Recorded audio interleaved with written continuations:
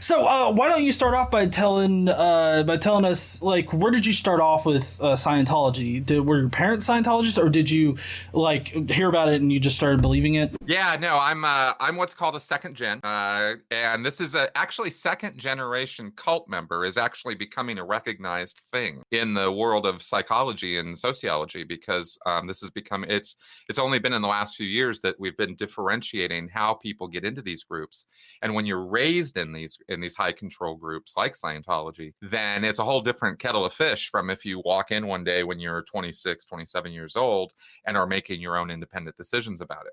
So I'm a second gen member, and so I was raised with Scientology. I never knew any world outside of it, as far as the concepts or the ideas or being raised with it. And that's really saying that it's not a whole lot different from being raised in a Christian household or a Jewish household or Islamic household. You're just raised with these ideas, and you never think most people, I will say, would never think to question this. It comes from your parents. All their friends are Scientologists. Everybody around you is Scientologists. I'll tell you something funny. I find this endlessly funny.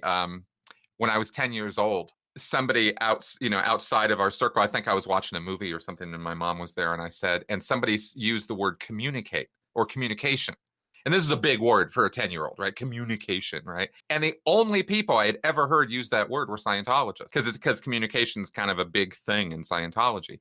And I looked at my mom and I went, how do they know that word? And my mom was like, that's just a regular word. And I was like, it is? That's not a Scientology word, And she laughed and laughed. So I had some confusions between what was the Scientology world and what was the real world growing up, and that's kind of my point with that little anecdote. But it was an interesting existence growing up with Scientology. So that's how I came across it. And then I sort of did, I was kind of in and out of the churches as far as my involvement with it until I was about 15 years old. I wasn't really doing Scientology, I was just around it. And when I was 15 years old, my dad said, hey, why don't you go down to the local church and check it out for yourself? Right. And I was like, okay, because I do everything my dad says. And I dutifully went down there, and I didn't expect it to be a big thing. Actually, I was in high school at the time, 15 years old. So this was in the summer between sophomore and junior year in high school. Went down there, did their personality test. And in this way, my experience was a lot like anybody else's who comes in. You come in, you do this 200 question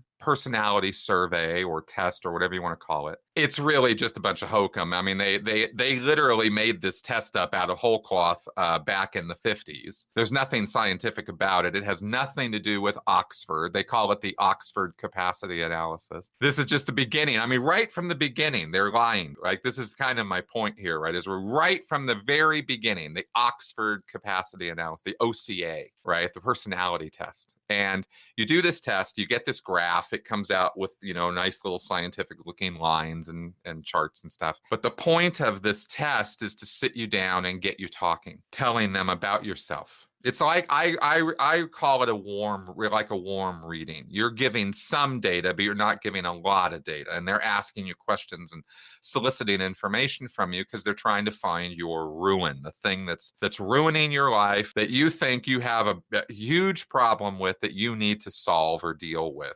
interpersonal relations, communication, school, work, kids, whatever it is, your ruin. And once they get that ruin, then they mash it in your face, try to convince you how horrible and awful it is and how it's ruining your life. And you must do something about it right now. You walked in here, you took this test. Clearly, you're looking for something. People don't just walk in here for no reason, right? They say.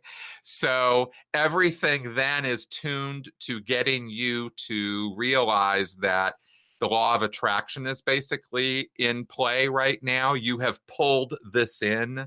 You have come to us. You're looking for something. You have this ruin in your life. Well, guess what? Today is the luckiest day of your life because you came into a Church of Scientology, and we have classes and counseling services that will deal with that ruin. And that's how you join. That's how you sign up. You go, well, I want this handled. And if you guys can do something for me for $50 for a $50 course, or $100 for some, an hour or two of some counseling, and you can do something for me, that's not a big investment. I can, sure, I can scrape that together. I can go dig around in my couch, get the money out, borrow it, get it on a card, whatever I need to do, because this is my ruin, right? I got to handle this. For me, 15 years old, right? Sophomore, junior in high school, I couldn't talk to girls at all.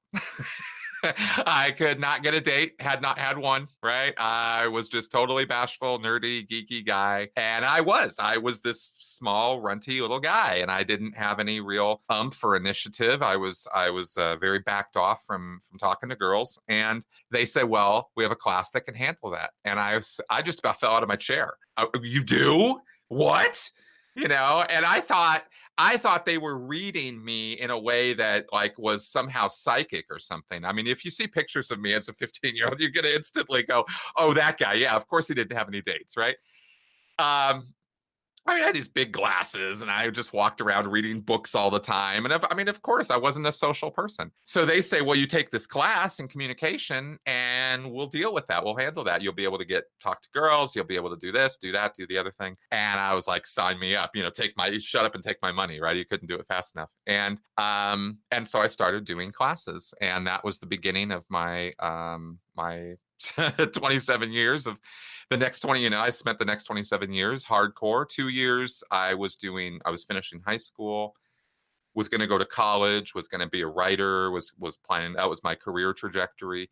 And instead, when I was 17, right out of high school, I'd been going to Santa Barbara, taking classes, and then they called me up and they were like, yeah, we really want to talk to you about working here. And I said, what? And after 3 days of some pretty intense love bombing and showing me all these quotes from L. Ron Hubbard about the state of the world and how bad it was and how everything was going to hell in a handbasket, and Scientology was the beacon of light that was going to bring truth and justice and prosperity to everybody. And I really bought it.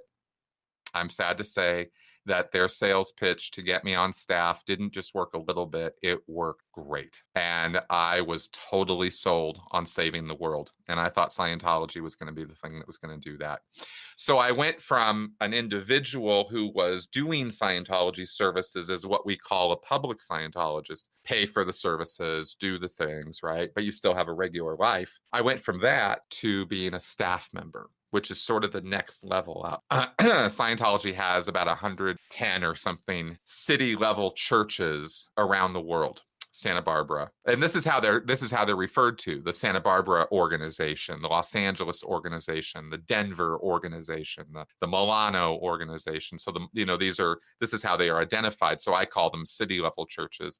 They call them orgs, short for organization. They don't call them churches. They call them orgs. And there's a reason for that we will probably get into. And because the religion angle is really only a public front. It's a PR thing. It's not something they really take very seriously within the church. If they're talking to you who's a non-Scientologist, they'll take it very seriously. They'll tell you it's a religion, crosses, certain Sunday services, all this stuff. But when you get into the world of Scientology, you find out, religion, schmidgen, whatever. We're doing Scientology.